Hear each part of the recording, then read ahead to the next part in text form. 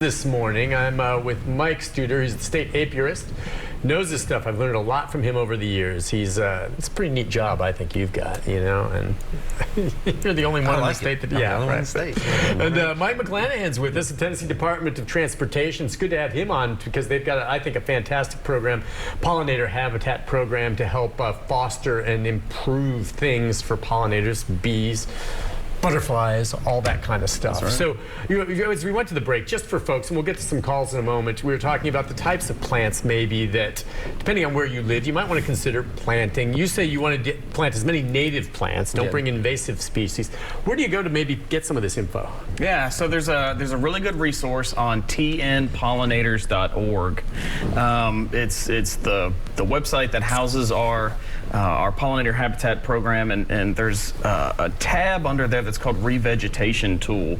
And what we want to do is drive people to the website, have them to be able to look at that tool, that they can get down to their county and maybe some of their soil conditions, and it'll generate an automatically generated list of everything from forbs and grasses and bushes, things that they can plant in their garden.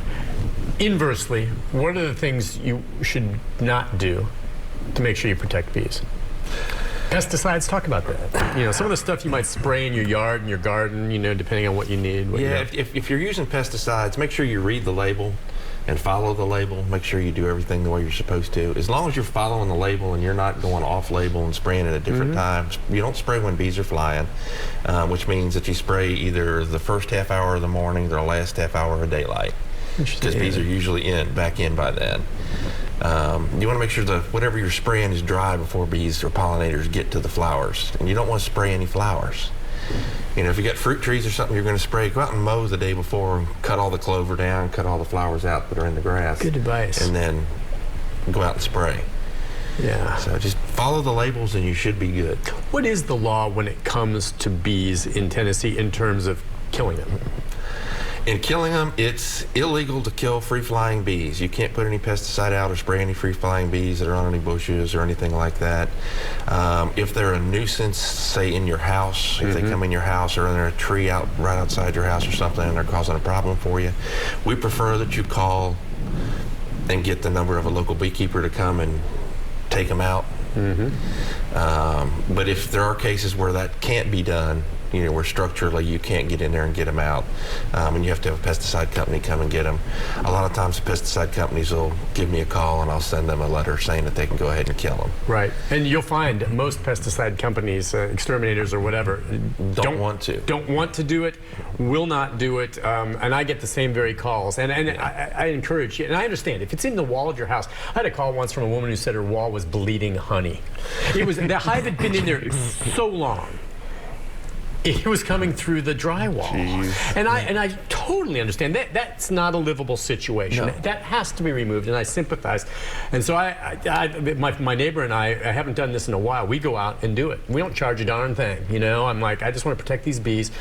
We're allowed to take the bees. Sometimes we end up with a hive. We take the honey and we remove it from the wall, and then we say, you have to restore the drywall. I'm not going to repair it for you, but we'll do it as minimally as we can, and we get out of there. And if I can't do it, every county, just about every county in the state has a beekeeping association. Well, there's 49 beekeeping associations. Okay. Yeah, and here in Middle Tennessee, there's Wilson County's terrific. That's where I learned my stuff. I mean, they'll help you out. Yeah, they'll help you out. And one of the big things with bees in your wall, if you've got bees in your wall, even if you have to kill them in there if you can't get them out, somehow you've got to get in there and get all that out of there. It's just that because, the problem is, you've got honey and you've got pollen, you've got baby bees in there. You'll have rodents and you'll have insects, other insects coming in and feeding on it. If it gets hot, it'll do what happened to that lady. It'll melt down, it'll come through the walls, it'll come through the ceiling and destroy stuff.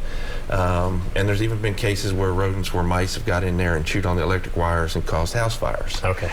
So it's important to get it out of there and seal that hole up so no more bees can get in. And that's the big thing. Seal it. If you've got problems, make sure you seal things up so they can't get back in. And it is. They always seem to find the corner of the eave where there's just a certain point where the roof and the brick are, and they're looking for a little hole, and a perfect place to build a hive is between the brick and the drywall. Yeah.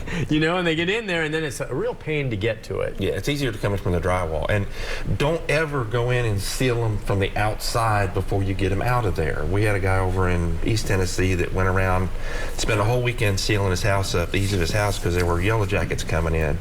And the following Monday morning, which he did it, finished it up on Sunday night, that Monday morning he went to work, we got a call. His wife was in bed. The whole house was full of yellow jackets because they will find a way out. They came in through the ceiling lights. Yep. Oh, they'll find it one way or the other. And the whole house was full of yellow jackets. And that's significantly different than a honeybee. Yes, they're much would you meaner. mind explaining to folks the difference between? I get calls every once in a while, and I say, "Will you please send me a picture of what you're talking about?" Yeah. And I'll look at that and I'll say, "That's not a honeybee. That's a yellow jacket, and I can't help you." Yeah, a lot of people think anything that flies and has a stinger is a honeybee. That is not true. Most of the time, it's yellow jackets. If you have something that's causing problems, people getting stung, it's usually yellow jackets. And there are 17 different species in the state of Tennessee of yellow jackets. And they'll light you up. Yeah. And the thing about yellow jackets, unlike honeybees, is they can sting you more than once. Yeah, all but two species elusive stingers in Tennessee. Okay. And we have everything, yellow jackets, everything from ones that are about a 1/4 inch long up to 1.5 inches long. And some that are the same size as a honeybee and look almost like a honeybee, but they're yellow jackets. Yeah. So, yeah, yellow jackets are nasty. Are there protections in place for yellow jackets and wasps the way there are for honeybees? Are they all pollinators that should be protected? They do some pollination, but they're not like honeybees and the other native bees. Gotcha. Like bumblebees, orchard mason bees, things like that. Okay, that's what I figured. Let's take a call or two. We've got Ann. Ann, good morning to you. Hi, Ann. Good morning. I live in an area in East Nashville where construction has started and not stopped for the last 6 years. I'm an avid gardener who's never had problems with getting things to pollinate until these last 5 or 6 years. I start out with early bloomers, specifically bee balm grows great where I'm at, and every year I'm having to try to find some way of getting more bees and helping the pollination. Is there anything being done inside Davidson County to protect this? It's because of what's being cut down for the homes to be built. And are there any specific native flowers that you know of that are early bloomers for pollinators, for gardeners that live in an area like this? Thank you, Ann. What do you guys think? I'll let him take the flower one. Yeah, regarding the native species, so I'll tell you that, and that's one of the things we look at on our TDOT and pollinator habitat program planting sites, is we want to make sure we've got good bloom. I think it's 8 or 9 months out of the year that we've got pretty good bloom, but if you'll use the TN pollinators.org, that revegetation tool, it'll generate a list for you that will give you bloom over that 8 or 9 month window. So I can answer the native species and the planting part. Yeah, and as far as getting more pollinators, there are beekeepers pretty much all over Davidson County. So you should have somebody close enough to you that should be getting some bees if your garden is attractive enough to them to get them there. And that's the thing, you have to have stuff that's producing enough nectar and enough pollen to attract the bees there. With all the construction, they're probably getting rid of a lot of the native bee habitat, and the native bees are probably gone. Yeah, it's such a shame. Repopulate the area after the When you talk about beehives, I mean, didn't they? I think they're still there. The new Music City Center on the roof there. There's supposed to be some beehives there. As far as being a beekeeper, I have a lot of people asking me, well, Nick, I live in a neighborhood. I have a yard, but I'm not sure if a beehive is something my neighbors would welcome. I have a friend who has a beehive on their porch, and they don't live far from Central Park in New York City. But that's a congested area, but their beehive is there, and I think they get the pollen and what they need from Central Park primarily, and potted plants. But I'm just trying to get the point. You can have a beehive just about anywhere, provided, I guess, there's some of the space there needed for the hive. I mean, they're not going to go sting your neighbors.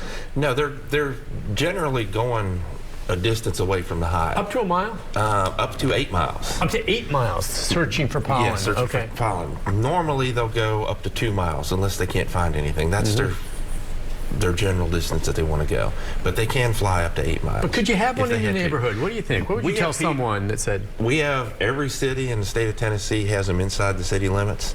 We have them on top of buildings in just about every city.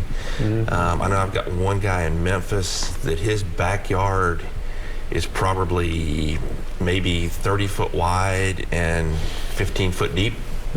He's got 6 colonies there. He's just got a 6-foot fence all the way around it. His neighbors all around it. 2 of his neighbors are highly allergic to bees. They've never had a problem. Oh, wow. They're both gardeners. They both love the fact that the bees come and pollinate their garden.